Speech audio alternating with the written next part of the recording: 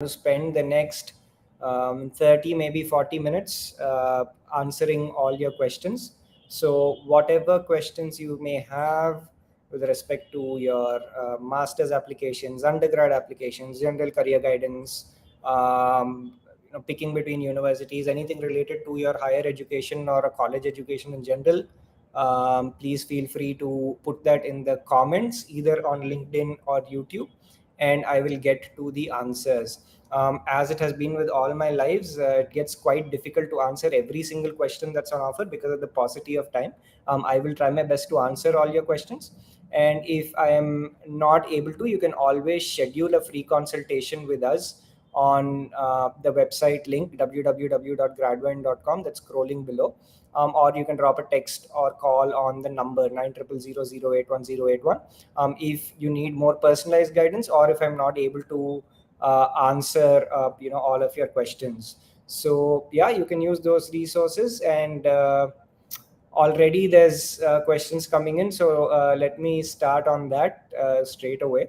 All right, so Vicky is asking, which is the best among MEM, MBA, MIS for IT job without coding? So good question.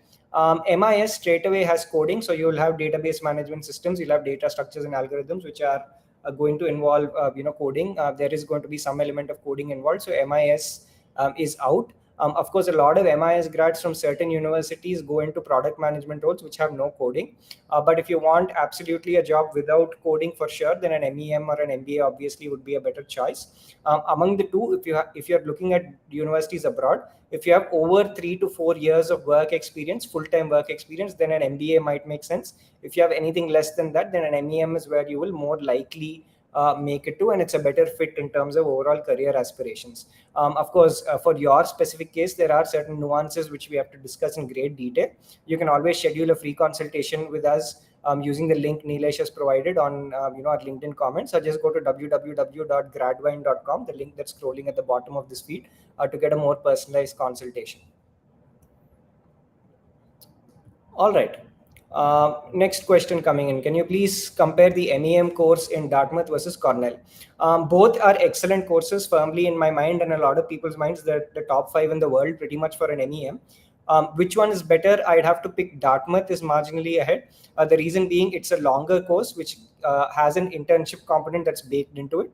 Which means that if you are having less work experience, you have an internship that can add value to the resume. That internship can convert to a full-time job as well.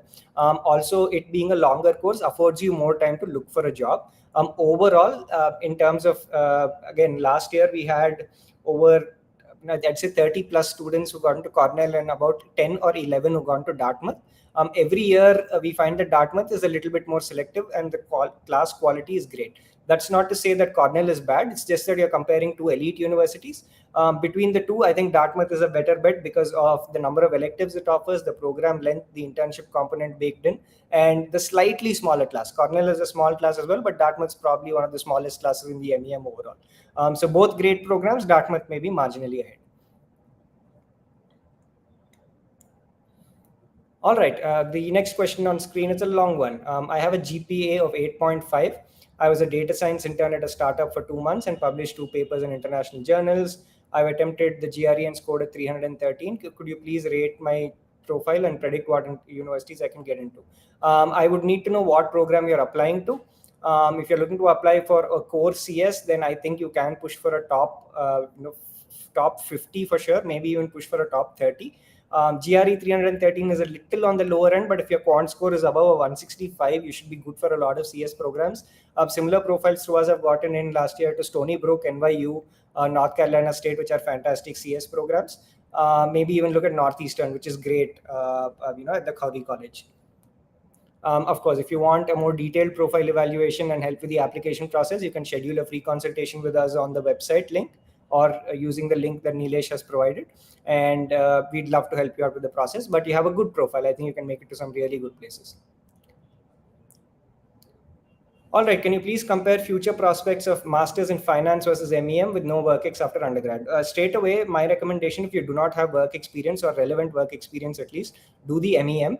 Because if you're looking at a pure masters in finance, and you want to make it to some sort of hedge funds or any quote client facing roles, most recruiters are going to be concerned about what prior experience you have, especially within the finance domain.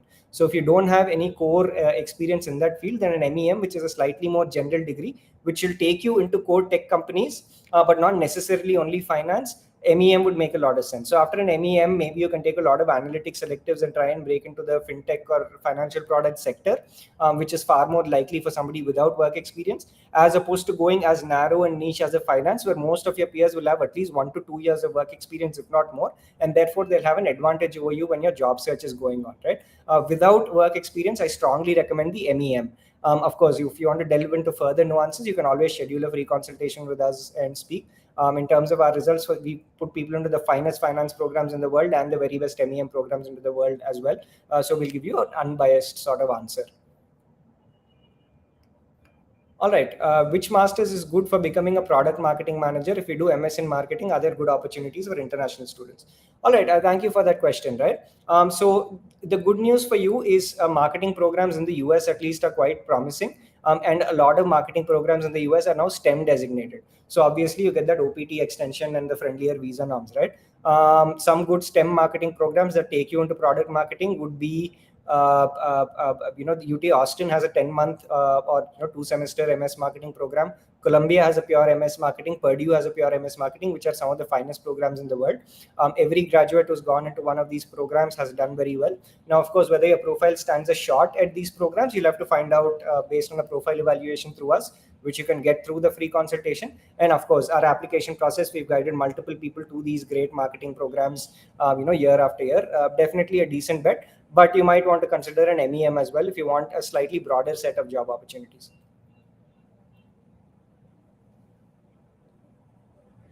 All right, if I'm applying for fall 24, when is the earliest date that admissions open for MSCS and MSAI, and when should I be done with my docs? All right, so most applications will open up in the first week or the middle of August. Your earliest deadlines will be around October 15th or November 1st. I think you should submit to all your universities, irrespective of the deadline, especially for CS, by the first week of November or the middle of November latest, because CS is the highest competition in the world.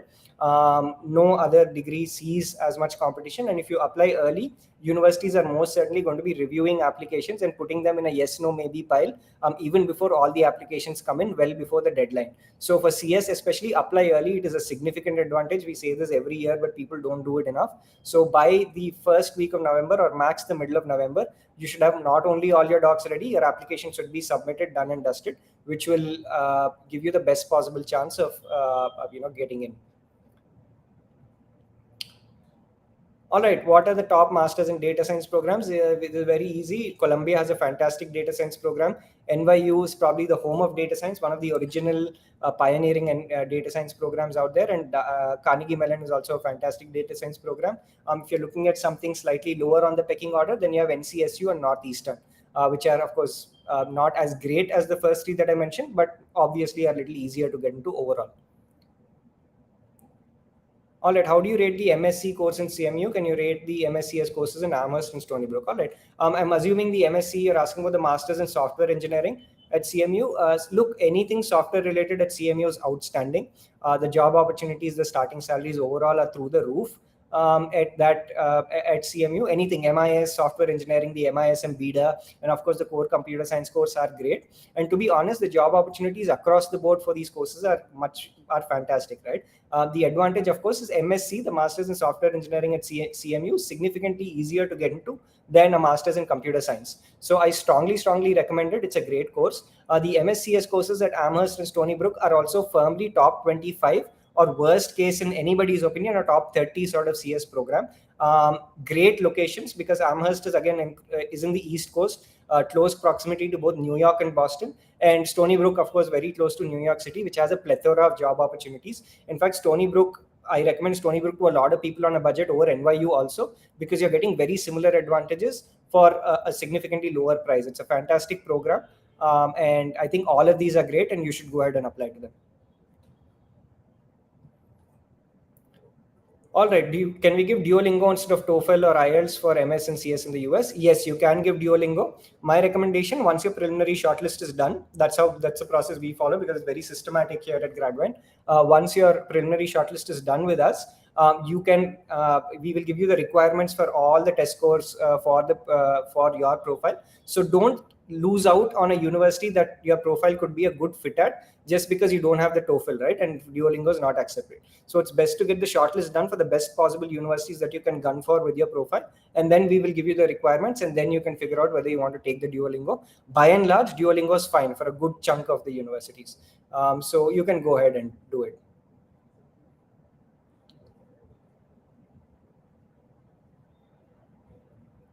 All right.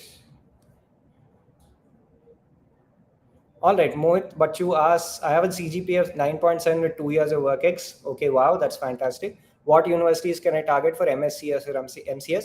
Mohit, I think honestly, with similar GPAs, and I don't know, we've not delved deeper into your work profile or which undergrad institution you come from. But overall, the GPA is the most important factor for a lot of CS admits. And profiles similar to yours have made it to top 10s repeatedly with us. Texas A&M, Georgia Tech, if you're looking at elite universities at a budget, if budget is not a concern and brand is your primary concern, then we've had people who made it to Columbia and UPenn, as well. So you can target these. USC is again a great bet. If you want a safer school, then North Carolina State is fantastic. So do schedule your free consultation call with us, get enrolled with us. We could be the best partners in this process when you're targeting some really good schools. All right, that is Nilesh doing some marketing. Fantastic. I'm happy about that. All right, how should I structure my SOP? I have 7.1 GPA, 4 backlogs, 3 research papers, 10 months of work ex, and want to get into data science. All right.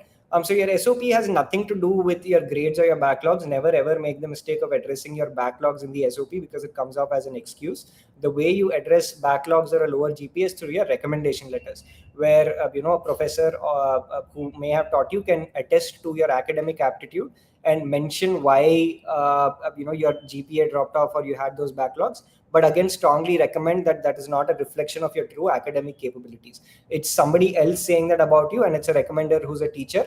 And again, let's be honest, guys, a lot of you have control over the content of your recommendation letter, so you have to use it smartly. Instead of talking in the SOP and saying that, yeah, this happened and this was my excuse, somebody else saying that, you know what, this was what she went through and she's actually far, far better than what those grades suggest, is far more effective. So don't do it in the SOP. Don't you think that was a useful insight? That's just one simple thing that we give, and that's because we've had experience of cracking the top universities ourselves, and so have our mentors. And this kind of insights you get at Gradvine, right? You're not going to get that anywhere else from some random consultant who's never done a master's before. But overall, because of your GRE and your TOEFL, I think you can look at decent data science programs. But I would strongly recommend you apply to data analytics as well.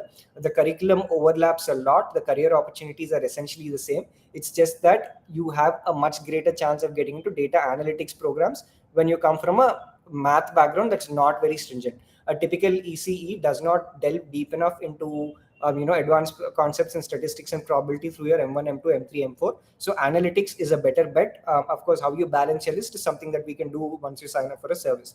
So do schedule a free consultation to understand how much more we can help. All right, I want to pursue a master's in public policy. Does having work experience give candidates over an edge over those who pursue masters directly? Because I'm planning on pursuing a PhD after a master's. All right. So Haridarshini, we've had people who made it to the public policy programs at places like Columbia, even Harvard, Kennedy. If you're looking at Columbia without I've had people make it, but every single person who made it to Harvard, Kennedy in the past for their public policy program had about 2 to 3 years of work experience, or at least 2 years at some really really good sort of programs. So work experience helps, but it doesn't mean that you can't make it to a good program without work experience. If your internships, if your projects or any research that you have is relevant, then you can apply for an MPP without work experience, and you can get into a top 10 program as well. Honestly, the competition for public policy programs is not as high, because quite often a lot of them are non-STEM, but now quite a few of them are too. All right, I've lost the questions, but I will get back on track.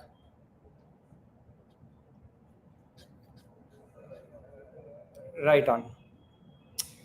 Can you comment into getting MEM course in Stanford from a third-tier engineering college in India? Maybe tell me about the profile which is needed. All right, this is a good question. So I've had people from tier three colleges make it to Stanford a lot in the past. Stanford typically at this point looks at a GPA over 9, looks at least about 2 years of work experience and a GRE close to a 330. I've had people from IITs get rejected. I've had people from tier threes get in. It really depends on the rest of your profile, not on the profile of your college, but your GPA, GRE, and WorkX are very, very important if you're targeting Stanford. All right. I have no property, fixed deposit assets to get a loan. Can I obtain loans through Prodigy Finance? Will ties to home country affect my visa process? You can get collateral-free loans from Prodigy. You can get it from Empower Financing. These are two that right at the top of my head I can think of. HDFC Credila also offers it, but I don't know what rates they're offering at this point. Will ties to home country be an issue? Look, if you have gotten into a decent university, then to be perfectly honest, it may not go into the discussion of ties to home country, because they care about ties to home country only if you go to a university that may not fetch you a job. And therefore you might, because there's no ties, nothing for you back home, you might try to settle there illegally. If you're going to a good university, even if you don't have ties to your home country, they know that there will be job opportunities and you will take the legal process to immigration, right? But it really is very subjective, depends on the visa officer's mood. But if you have gotten into a decent enough university, I don't think it will be a problem in a lot of cases. All right, I think I've answered that. All right. GRE 326, GPA 8.1, 5 years WorkX. Is it worth applying to NYU Stern and Columbia with average overall stats? I would still apply to NYU Stern and Columbia. Sure, I think it's worth taking a shot at it. But I would also diversify my list a little bit. Again, Columbia's N7, NYU's firmly a top 10. I would add places like a UCLA Anderson or a Tepper, which are again firmly top 15 programs, to diversify my list. It is worth applying, sure, but you have to diversify your options. And honestly, if you go to any top 20 MBA program, your earning is by and large going to remain the same. You also have to try and factor any scholarships that you can get with slightly lower ranked universities, because that will make a lot more financial sense overall. All right. Yeah, 164 in quant, that's fine, Pranav. I think you can target the universities that I named. You should be okay. All right. MS in Industrial Engineering at Texas A&M versus UMich. All right. You can see the question. That's a very, very tough one. If you ask me, University of Michigan at Ann Arbor, if that's the one you're referring to, I certainly hope you are, is probably the best industrial engineering program in the world. But it is very, very important. Pound for pound, starting salary wise, I think University of Michigan is an elite brand. It's a brand where certain legends of the industry have graduated from that very industrial engineering program.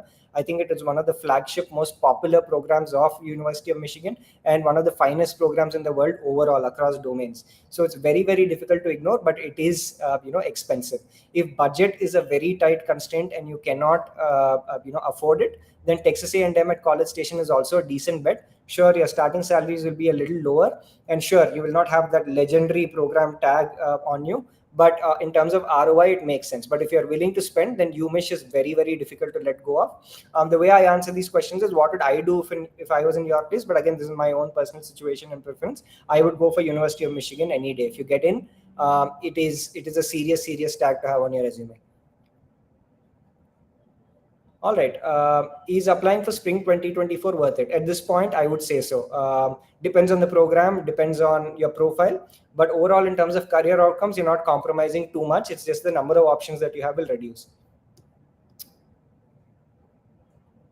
All right, GPA of 7, GRE 325, 2 years of WorkX. What colleges are gettable for Masters in Information Systems? All right, you can realistically target UT Dallas for a Master of Science in Information Technology Management, MSITM. You can look at Northeastern. If you want to be a little bit more ambitious, you can look at UIUC, University of Illinois at Urbana-Champaign. You can also look at the University of North Carolina, which would be slightly more ambitious options for you. If you really want to try something ambitious and try and push for it, University of Maryland College Park, which is a top 5, top 6 program. I've had 1 or 2 profiles like yours get in. But again, it's all about balancing the list. That's something that we do very easily because we do it in our sleep at this point for the number of people who've done it. So yeah, you should certainly get us on your side for the application process and schedule a free consultation call with us. You won't get better advice anywhere for these programs, at least.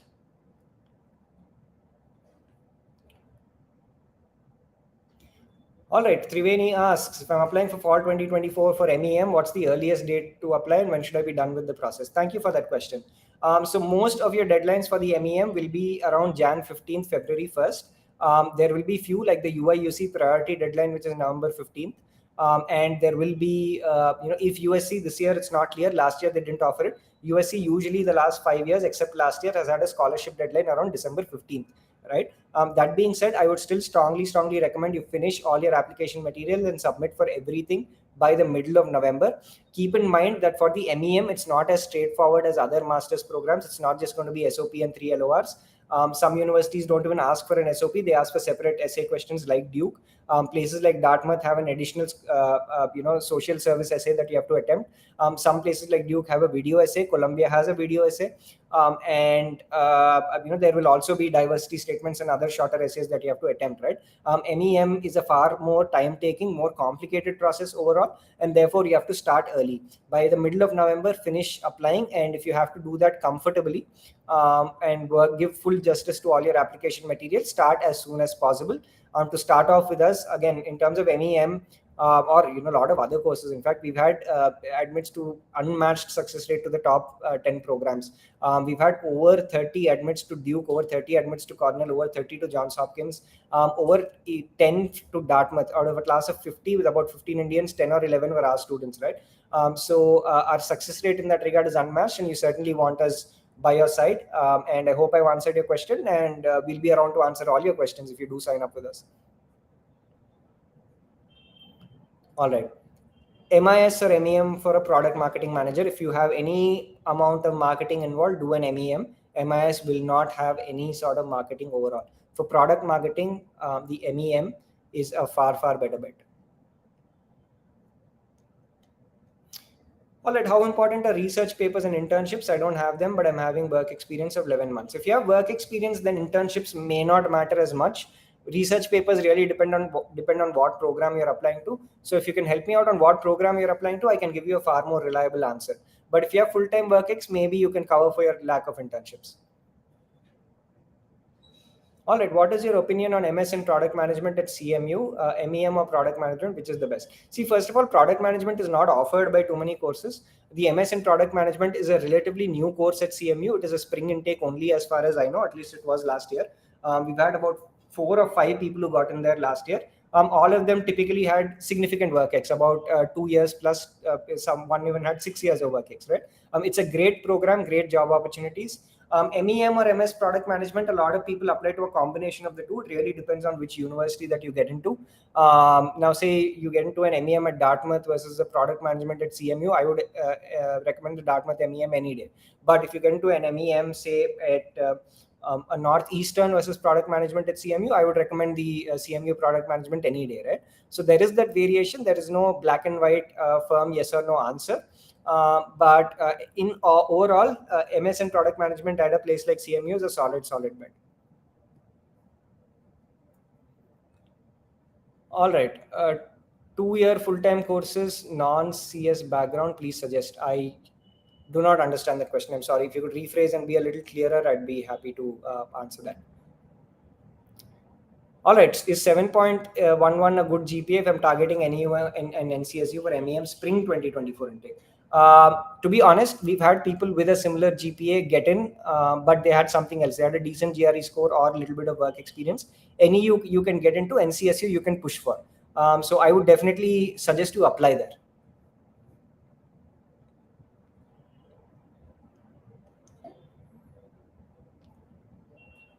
All right, how would you rate TISS analytics versus master's 1-year MEM or MSBA?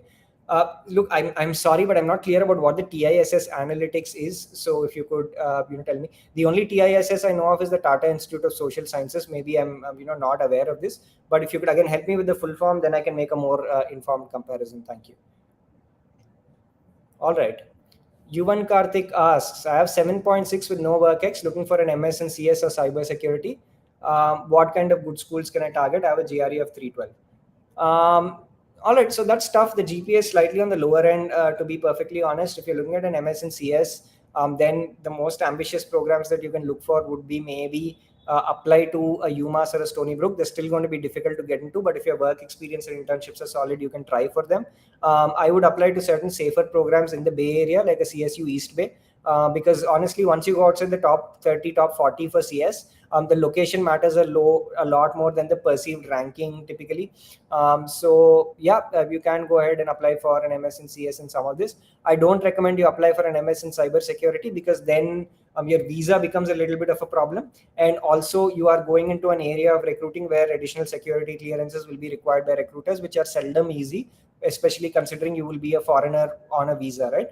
So stick to a general CS. If you wish, you can go ahead and specialize in cybersecurity, but I don't recommend this straight MS in cybersecurity in a lot of cases. All right, how is University of Illinois for Springfield for MS and DS? It's not great. It's not a great university, I'm sorry to say.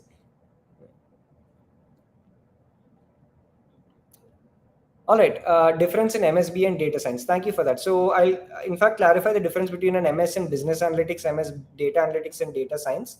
Data analytics and business analytics are by and large always quite similar. So data analytics and business analytics essentially has to do with the real world applications of algorithms that are built, right? Data science has more to do with the mathematical concepts and theoretical mathematics behind building the algorithms themselves. So people from a core math background are far more suited to a data science, and typically engineers are more suited towards a data analytics. So if you're looking for more of the practical application side, less mathematical rigor, more into the coding, then MSBA it is. If you're looking for more the mathematic base and the mathematical principles and theory behind the building of algorithms, data science is what you could look for. All right, could you suggest cheaper MEM programs which has product management prospects? All right. Honestly, MEM is an expensive degree because it always has some sort of electives from the B school, and that's what makes the degree overall expensive. Cheaper MEM programs that are good are tough to come by. It also depends on what your relative definition of cheap is. But typically, for what it is, again, NCSU is not specifically cheap, but for what it offers in terms of career outcomes, NCSU is a good bet, especially with its own build your own track. You have that flexibility. Overall, you can also consider universities which a lot of people don't consider typically. A University of Colorado at Boulder has a strong engineering management program, but again may not be the best for product management. The problem becomes when product management heavy programs are involved, invariably there's marketing and business school courses which shoots the cost of the program up, right? So you have to be willing to spend, but your return on investment is overall solid. All right. Is it possible to apply to MEM programs of Duke, Cornell, and Dartmouth with a GMAT? No, it is not. A lot of people have written in the past. The answer has always been no. You will need a GRE.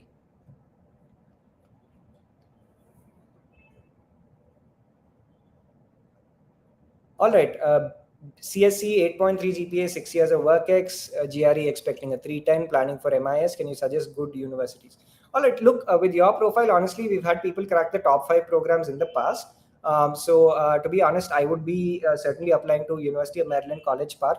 I would even shoot an application to Carnegie Mellon if a slightly more technical curriculum is for you. I would even apply to the University of Washington, which is a top 3 firmly MIS program in my mind. If you want to look at safer options, always look at a Dallas or a Northeastern for the ITM and the MIS programs, which are great. For a more elaborate shortlist to understand the curriculum, career outcomes, costs, return on investments, you have to sign up for a full shortlist service for us. But overall, it's a good profile. We've had similar profiles crack a top 5 and definitely a top 10. All right. Will I face visa rejection if I find my master's only from education loan without taking any money from family? No. That cannot be a reason for rejection. Now, again, it depends on the visa officer's mood, but solely taking an education loan, I've seen more people get approved than rejected in the past. All right, 315 GRE, GPA 9.2, work X 1.5, good universities target for MSCS. That's a very good profile because GPA is good. Again, I don't know what the specifics of the work X are, so my answer may not be entirely accurate. But you can push for a USC, an NCSU, a Stony Brook, a UMass, which are all fantastic programs. Maybe consider applying to a place like Purdue as well, which has strong return on investment. For data science, look at, again, data science is difficult for engineers because, again, the mathematical rigor is not quite there enough, as strange as it may sound for our undergrad programs. But if you're looking at data analytics, you can push for top 15 as well with that sort of profile. How is the MSSC at San Jose State University? San Jose State is a great university overall because of its location in the Bay Area, very, very underrated. I wouldn't say it's an elite university by any means, but for sure it's going to give you great job opportunities. But keep in mind, San Jose State typically always requires a WES evaluation of your transcripts, a WES evaluation, which is going to cost you anywhere between $160 to $200, depending on how many universities you want to report it to. So if you're getting it done just for one university, maybe it's not worth the expense, because if you spend 200, you can send it to multiple universities. So if you're doing it for more that require a WES, it makes sense. Again, there's so many such nuances that will come up during the shortlisting. I cannot touch upon all of them during a live session where others are waiting, but you can always schedule a free consultation and then enroll for a shortlist service, which is the best in the business, by far. How has MEM as a course helped you build a company like Gradvine? My fellowship, which funded the first idea and website for Gradvine, came from Dartmouth. So I have to say it played a significant role.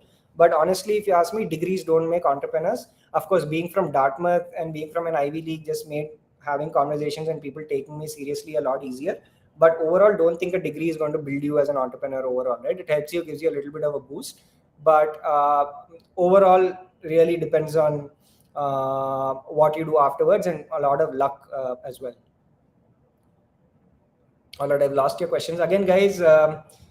Now at this point, I'm certain that I'm not going to be able to answer all your questions because there are more questions left than what I've answered, and we're already 30 minutes plus into this live.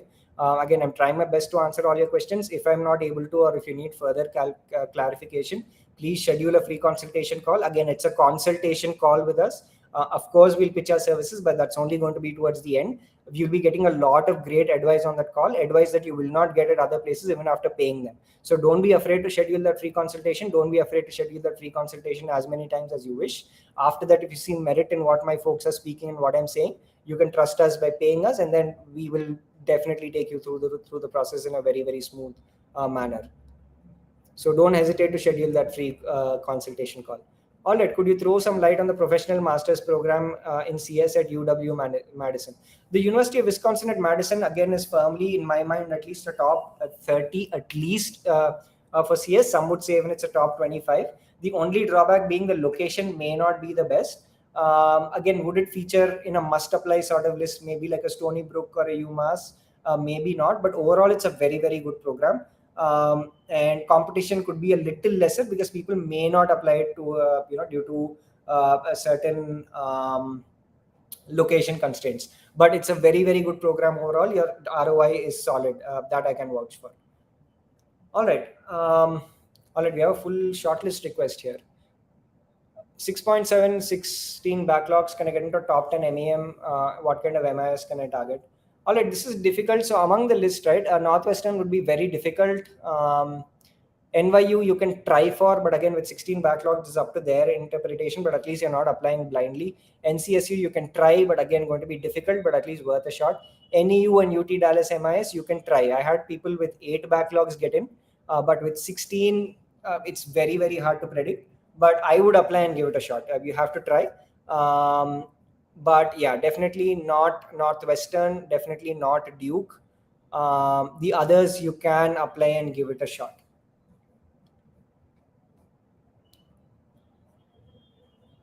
All right. GPA 9.5. I'd been to UC Berkeley as part of exchange program, highly cited research work. I want to go to MS, but do not have much budget. Thinking TAMU, SJSU, UC Irvine, UC Riverside. Yeah, look, I think that's a fantastic profile. You can get into some of the best programs in the world. Definitely look at TAMU, definitely look at North Carolina State. Stony Brook works out reasonably as well, usually. UMass Amherst works out reasonably as well. Purdue is another one you should try, which works out reasonably. Again, cost is relative, but if you're looking at what it offers versus what it costs, then Purdue and TAMU are absolutely fantastic. You can walk into a top 20 program, and fortunately for CS, there are budgets. There are universities that come at a decent budget as well. So some of the names that I mentioned are something you can try. But congrats on a great profile. I think all the universities that you mentioned, you should have a decent shot. But once again, you have San Jose State. Do you really want to be spending $200 or $160 on a WES evaluation for one college? That is a call that you have to strategically take. Maybe replace San Jose State with something that's even safer like a Cal State East Bay, which even might offer you a scholarship and could work out cheaper, and it's also in the Bay Area. SGSU no doubt is better, but do you want to be spending that additional amount for a VES evaluation? That's food for thought. I doubt it or think about it. All right, I have 4 years of relevant work ex, one internship and one in-plant training with 6.5 GPA. Plan to pursue mark MS in MEC anyway to improve the profile. If you're applying for Fall 24, you don't have enough time to build a profile. You'll be submitting your applications in about 4 months, and just tackling your applications and the entire process will take all your time. So there's nothing different you can do.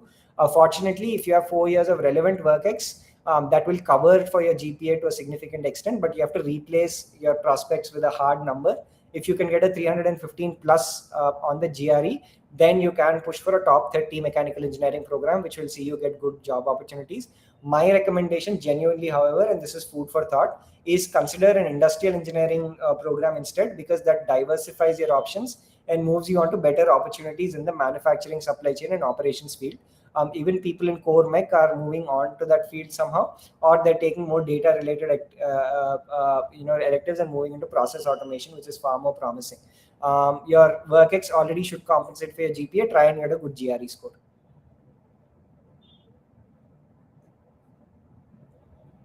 All right, I'm from ECE with a GPA of 8.5, 3 internships, 1 published research paper. How to ensure my admit to the UC Berkeley MSCS program? Here's the problem.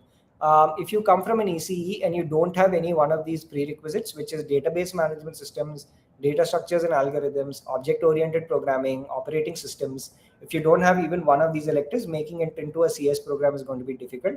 Overall, with a GPA of 8.54, UC Berkeley is firmly a top 5 MS and CS program. I'm being bluntly honest with you. It is going to be difficult. It's going to be significantly difficult. Sure, go ahead and give it a shot, but without the prerequisites and with a GPA below around an 8.5, it's going to be very, very difficult. In fact, GPA also with 8.5, people have gotten in with strong research and work experience. But moving with an ECE without prerequisites, and I'm assuming you don't have the prerequisites, if you do, great. It's going to be a difficult sort of bet, if I have to be honest. All right. Targeting Columbia MSBA 8.81 GPA with 2 years in consulting. Depends on the consulting company you work for. Columbia is big on the brands that you're working for. So if you work in a great consulting company, management consulting company, it works. With the basic information that I have, the GPA is right about on point. You're sort of in the median GPA that gets in. So you'll have a strong opportunity in terms of that hard number. For the business analytics at Columbia, your quant score needs to be near perfect, so as close to a 170 as possible. They're quite big on that. And even your work experience is by and large in that median range, so you should be okay. But it really depends on the specifics of your profile. For whatever it is, whatever it's worth, I would be applying for sure to Columbia. I would be taking that shot. All right. All right, I have done internship at Northwestern. I have an LOR from an ex-Northwestern professor. Will that help me get into Northwestern? It will enhance your chances. I can't say for sure that it will help you get in. But yeah, if you're getting an LOR from an ex-Northwestern, if you've done an internship at Northwestern, I would still apply. It will definitely improve your chances. Will it push you on to get an admit? I cannot say, but I would apply for sure. Also, I hope you have work experience because Northwestern favors that.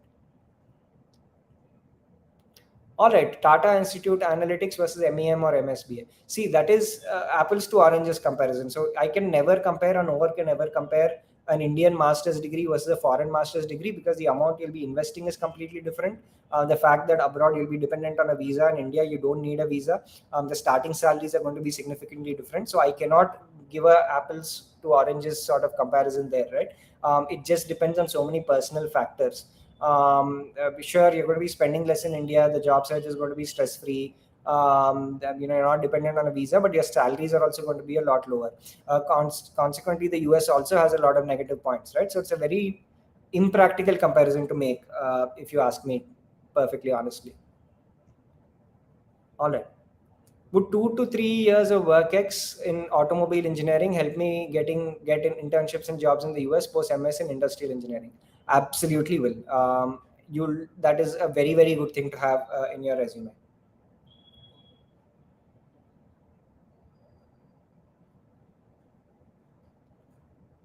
All right, I'm going to skip a few questions. All right, what are the top MS courses to pursue fall 2024 if you're a CSE undergrad in India? After CSE, a master's in CSE is very popular. If people want to shift away from from the coding side, then they go ahead and apply to an engineering management. If you want to go something very left field and go into pure management, you can go and do marketing. But yeah, so either going to be a CSE or MEM. That's the call that most people take. Purely because if you're looking at an alternative for CS, you want something that has very good job opportunities, because CS has the best job opportunities. So then if you're looking at something management, MEM is your best bet. But if you want to stick to CS, then nothing like it. The job opportunities are fantastic. I have 7 years of work experience in SAP. Which course will be better, MS in CS or MS in IS? All right, thanks for that question. So, Master of Science in information systems, right? If you come from a non-CS background, you have no choice. I think applying for an MIS is a far better bet. If you apply for an MS in CS, you'll be going into core, development roles only, and purely technical roles. But if you have 7 years of work experience in SAP, then from an MS in IS, you can move into slightly more techno-managerial roles, while also retaining, because of the technical electives and MIS has baked into the curriculum, you can open up either tech roles or core product management or project management roles within the IT field. So better would depend on what kind of roles you want after you graduate, and also will depend on your undergraduate GPA and the course that you applied. If you are from a CS undergrad with a great GPA, and if you're interested in core tech roles, then absolutely apply for an MS in CS. If you come from a non-CS, or you come from a CS with a lower GPA, and are okay going into slightly less technical roles, then an MIS would make sense. So schedule a free consultation with us. We'll definitely give you the answer on the free call itself, what makes more sense for you in terms of applying, right? All right. Will a single active backlog affect during my application? I have a GPA of 8.5 and GRE score of 326. Single active backlog won't be a problem. They will give you that, sort of benefit of doubt that something might have gone wrong during the day. Don't worry about it. All right, GRE 324, 9.5 GPA, 2 years work ex. What should be good MEM programs or MIS programs with focus on product management? I've had similar profiles get into some of the best MEM programs and MIS programs that will take you to product management. I've had people who made it to Stanford, Dartmouth, Cornell, Columbia, all of these. Again, the thing is, not all MEM programs are friendly for product management. For example, Columbia may not be the best, whereas Duke is a terrific product management school, and so is Dartmouth. MIS also, again, a little bit more complicated. For example, you have a great profile to aspire for Carnegie Mellon too, but is Carnegie Mellon the best MIS program for product management? Maybe not, because of the slightly more technical rigor to the curriculum. You can make it to the best programs a lot of our students with similar profiles have in the past. We'd love to help you out with the process, but understanding what university fits your needs, budgets, and career outcomes is very important, and that's something we'd be happy to do when you are shortlisting universities with us. Again, our consulting fees, I admit, is slightly expensive, but when you're going to be spending 30, 40, maybe 50 lakhs plus on a master's program, this is an investment. You want the right advice to make sure that the university you're going to is going to give you the best return. And we are the only guys in the market who can ensure that for you, because we don't have any tie-ups with any universities abroad. We try and push you to the best possible universities for your profile, and we'll be your biggest assets and best friends during the application process. So make sure you invest in the time with us, and we'd be happy to help you out. The way to get in touch with us is by scheduling a free consultation call with us, or just giving us a call or a text on the number that's scrolling below, and we'll explain how we can help with the process and also give you advice on that call. All right, just give me one moment. I've lost the question.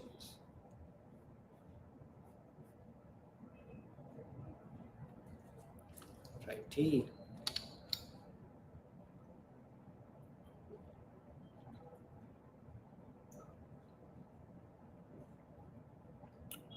All right, GPA 8.4 in CS, suggest some good universities and in-demand courses. I mean, the most in-demand would be a CS. Just go ahead and apply for it if in-demand is your first priority. And like I answered another person earlier, if you want to move away from coding, then you can look at an MEM. If you have work experience, you can look at an MIS as well. But if you're okay sticking with coding, you enjoy it, then applying for a CS is your best bet, because the job opportunities are phenomenal, right? All right. 9 GPA from CBIT, that is my college. So hello there.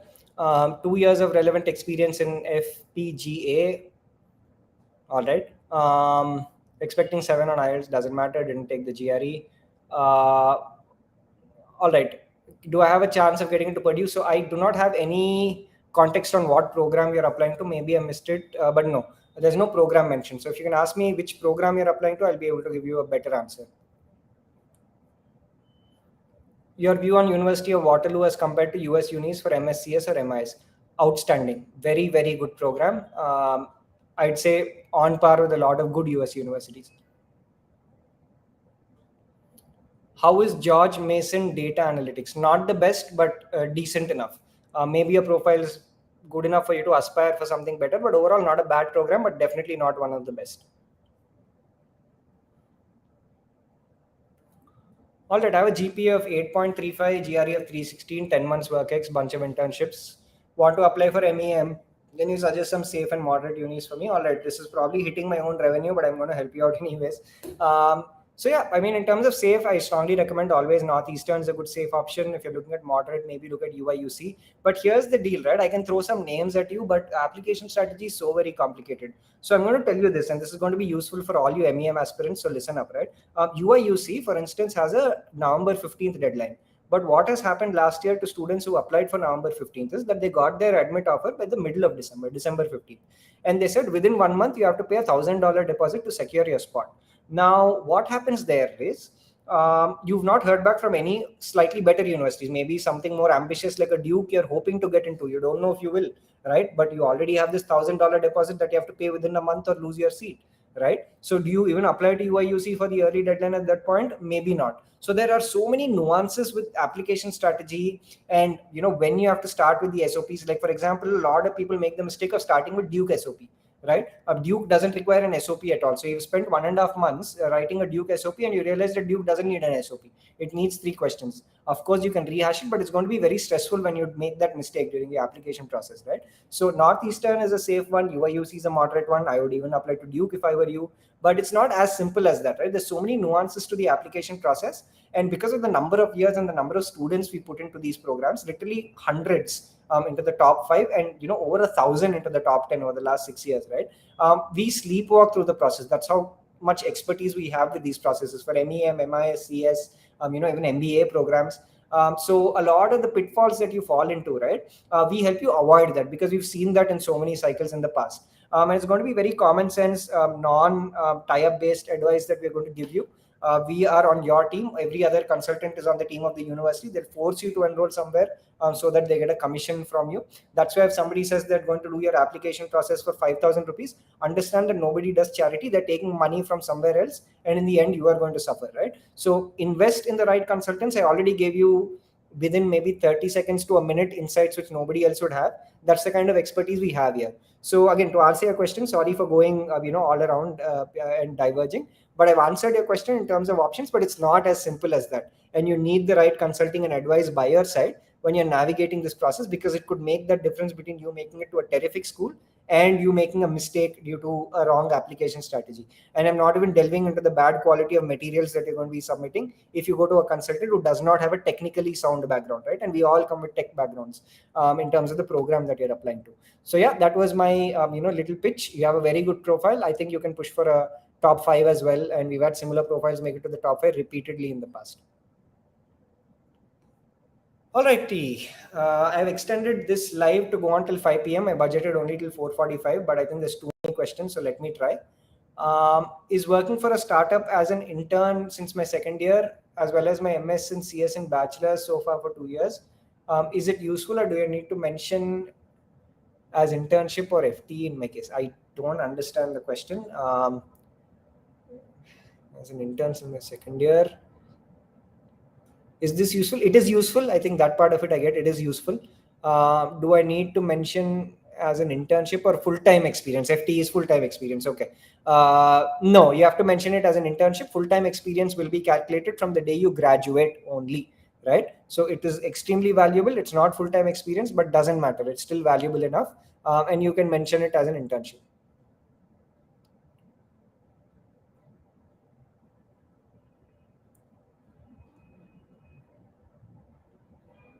All right, I want to be a TPM. I'm assuming that's a technical product manager. What kind of master's degrees would you look into? Apart from the MEM, I would look at an MIS and I would look at a pure product management degree. Again, very few universities offer that, but they exist. MIS is a good bet.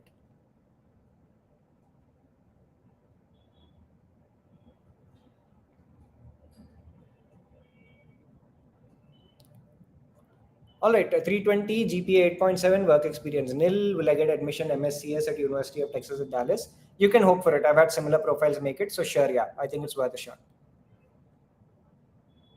All right. How competitive is the MIMS at UCB? It is incredibly competitive. I'd say Carnegie Mellon, Berkeley, University of Washington are the three best MIS programs out there. Or Masters of Information Management, Information Systems Management, all the same. But they also favors good work experience. Around 3 years of work experience is the sweet spot for a UC Berkeley at the very least. All right. I missed one question here. Did undergrad in EC? So if you're applying for, again, I'm sorry, I've lost the first part of your question. If you could paste it whole, it would be great. Yeah, I'm sorry. I just can't scroll back and find the rest of that question. You can always schedule a free consultation call and get that advice done because I'm struggling to remember what you asked in the first place. So sorry about that.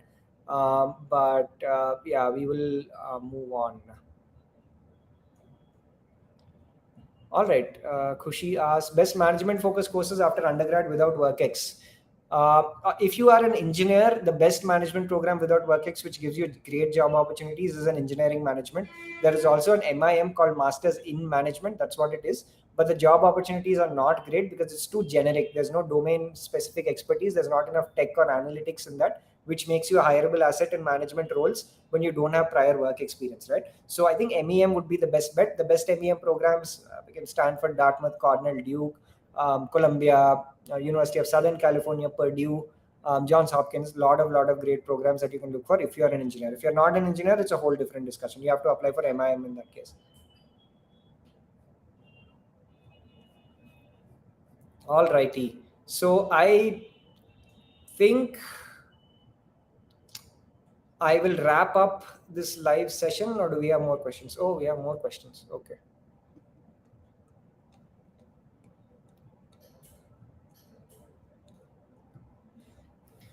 All right, 7.7 GPA with no backlogs, 3 years as a data analyst, working at JP Morgan. What are my chances at MIMS, UCB, and UIUC? UIUC, you should be able to make it. It's far below in terms of reputation compared to UCB. UIUC, sure, it would be a moderate sort of option for you. UC Berkeley would be, ambitious, and the GPA is slightly on the lower side, but JP Morgan is a great brand to have. Maybe try and get an expected GRE score to maximize your chances. All right. 83%, 3 years of WorkX, one IEEE publication. Can I target top MIS universities? Yes. I've had very similar profiles make it to places like UWash again, Indiana Kelly, Maryland. I've had people make it to Texas A&M, which is again incredible return on investment for the MIS program. UIUC, University of North Carolina, they made it to all of these, which are firmly top 10 MIS programs. So you can push for it. All right. Thank you. I'm so happy that I have the full question. I'll try and answer it. All right. I did undergrad in ECE, GPA of 9 from CBIT, looking for masters in ECE in the specialization of VLSI and circuit design. Didn't take the GRE yet. I hope you're still taking it. What are chances of getting to top ECE institutes? All right. Yeah, you can look similar profiles from CBIT itself in the past. Your seniors from 3 years ago made it to Purdue. They made it to UIUC. They made it to even Texas A&M, which is, I think, among all of them, the best bet because of the cost and the reputation of the program. So you can make it to top schools with your GPA, but try and get close to 315, 320 at least on the GRE, and you're good, right? You're absolutely sorted. You're looking good for a top 10 or worst case a top 15 admit for a ECE with a VLSI specialization or a MS in VLSI overall.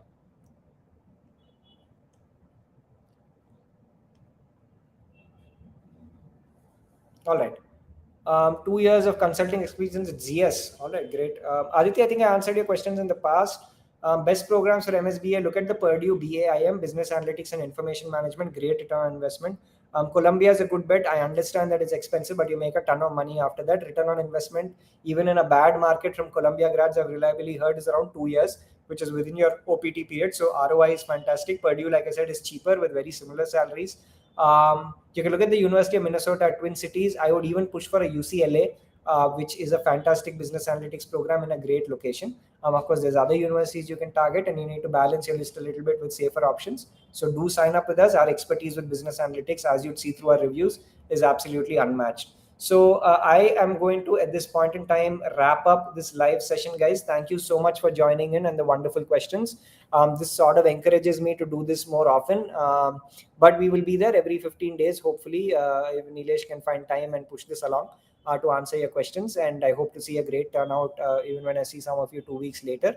So we are Gradvine. I'm sure you would have realized over the last 50 minutes or so that this is the best information out there, and we love putting it out for free. All these information sessions will always be free at Gradvine, because we want you to escape from ill-informed consultants, students who are listening to people who have no clue about the technicalities and the intricacies of the application process. And there's a ton of bad advice out there, and we want to counter that by giving as much good advice for free. And that's why we give you so much of our time to give you this advice, right? I hope this session was useful.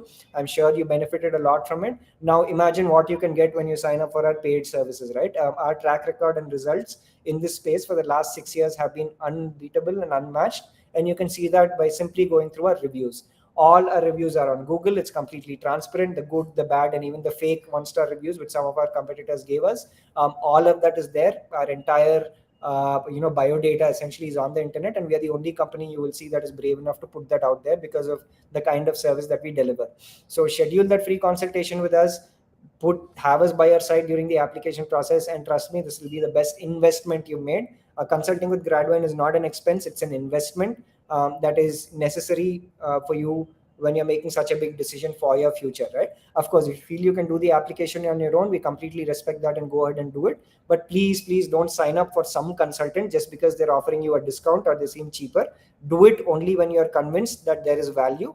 And when you see that there is value in the advice they're giving you, then invest a good amount to get that value on your side, right? But just don't go to some ill-informed consultant because they're doing it for cheaper.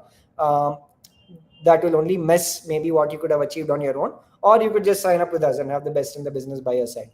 So thank you so much for joining in, guys. It was an absolute pleasure interacting with all of you. All the best for your application processes. Follow all our social medias and follow me to keep getting information sessions like this always. And we'd love to see some of you signing up for our services. So have a great weekend, guys. I will see you guys soon. Thank you so much.